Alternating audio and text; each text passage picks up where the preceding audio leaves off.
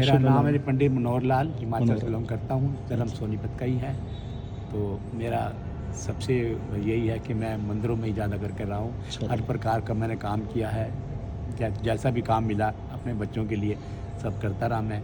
और गरीबी हालत में भी था, तो भगवान की कृपा से आज मेरे पास सब कुछ है, कोई दिक्कत नहीं किसी प्रकार से। सब जगह जगह में साथ दिया है मेरा। मैं बिल्कुल। बहुत प्रसन्न हूँ और यहाँ पे मंदिर में आता हूँ सुबह और शाम के 5 बजे तक, यहाँ पे 9 बजे तक रहता हूँ यहाँ पर।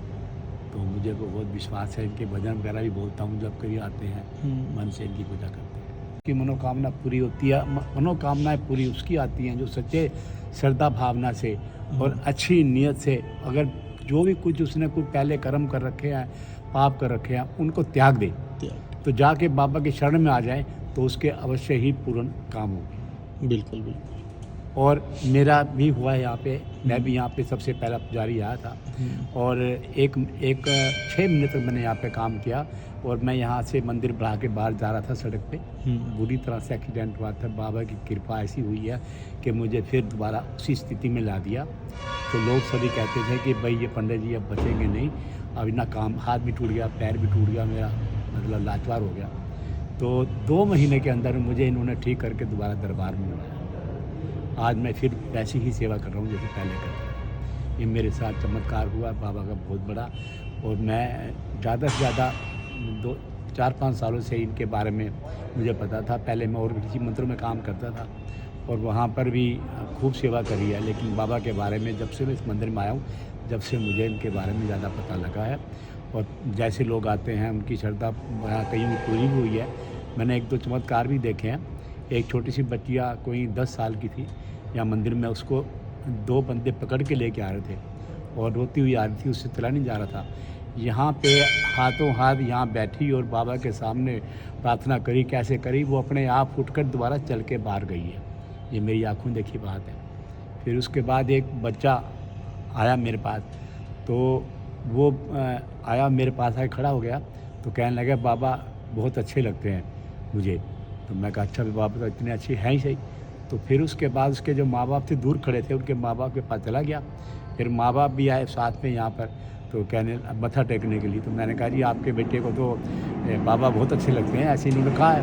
कहता पंडित जी ये तो आज 12 साल का हो गया, आज तक इसने मुँह से जुबान से कोई शब्द नहीं निकला, बोला नहीं है।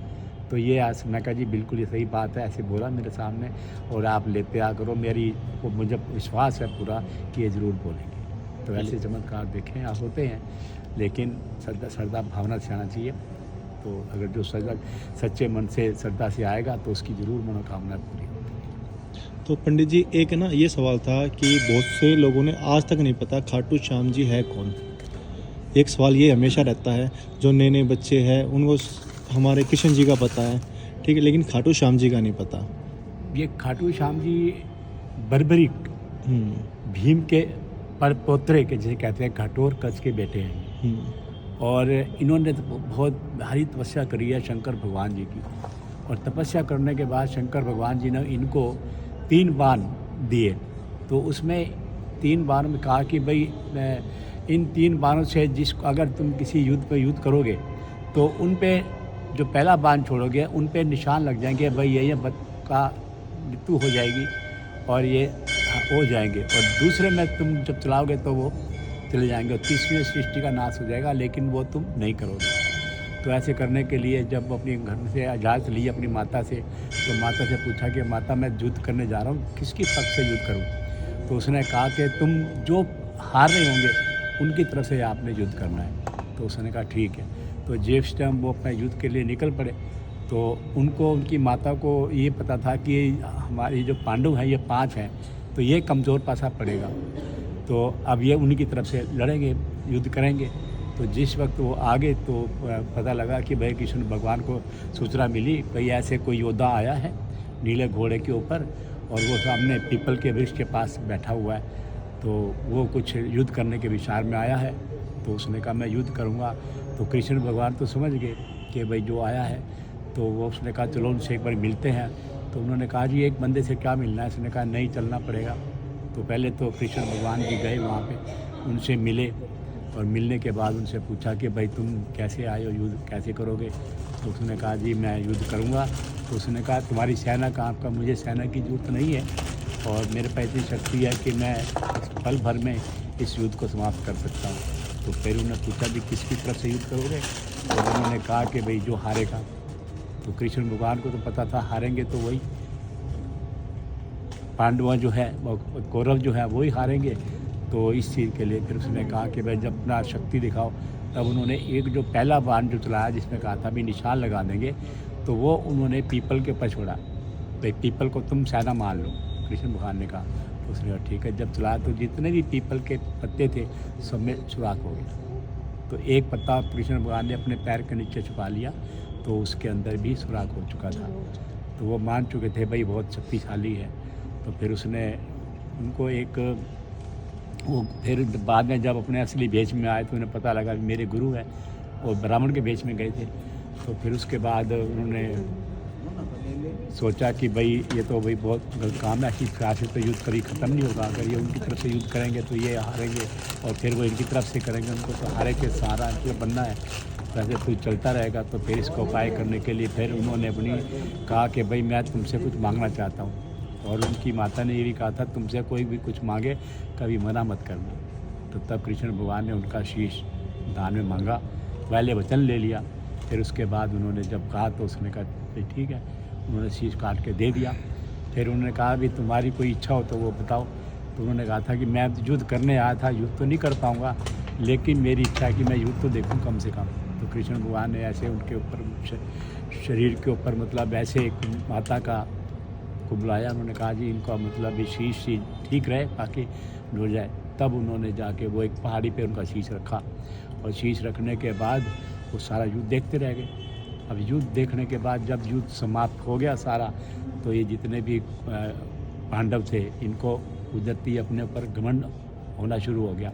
भीम को अलग हो गया कि भाई मैंने युद्ध में सबसे ज़्यादा शक्तिशाली बनूँ, मैंने ज़्यादा काम किया है। अर्जुन ऐसे कहने लगा, मतलब सभी भाई कहने लगे। तो वो कृष्ण भगवान से पूछे, उसने कहा जी मुझे तो नहीं पता। तो फिर उसने कहा जी इसका कैसे निर्णय लें। तब जाके ये इनके पास आए, खाटू श्याम जी के पास आए। तो उन्होंने उनको देखा जी ये युद्ध के बारे में कि किस में ज़्यादा काम किया, कितना शक्तिशाली कौन था। तब वो हंस पड़े, वहाँ पर हंसने लगे। तो कहने लगे कि भाई सबकी उन्होंने बातें कही कि भाई तुम जो कह रहे हो ऐसा नहीं है, मैंने तो सिर्फ एक सुदर्शन चक्र है वही देखा, उसी ने ही सबको मारा है, उसी ने वध किया। तो फिर उसके बाद कृष्ण भगवान ने इनको अपना नाम दिया कि अब आज के बाद तुम कलयुग में जाओगे, अवतार मतलब रहोगे, तो वहाँ पे जाके आपको जो है हारे का सहारा कहा जाएगा। मैंने आपको अपना नाम दे दिया है, श्याम बाबा के नाम से पुकारे जाएंगे। तो इन्होंने चुलकाना धाम है यहाँ पास में, वहाँ तो उन्होंने शीश का दान दिया।